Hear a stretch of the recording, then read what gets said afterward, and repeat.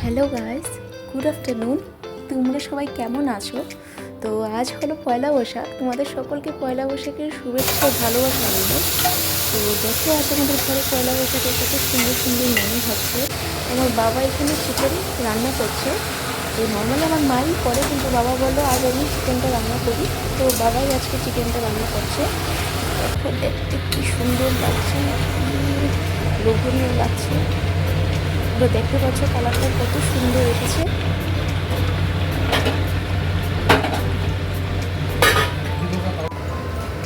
এই দেখো, এখন চিকেনটা হয়ে গেল, মা এটা নামাচ্ছে।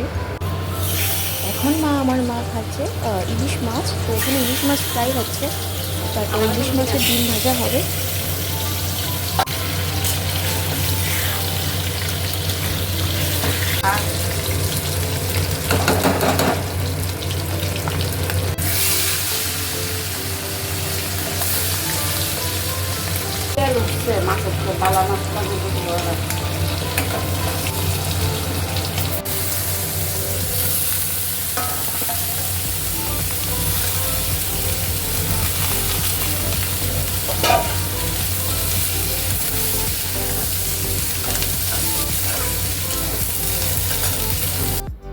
দেখো আজকে আমাদের মেনুতে কি কি আছে।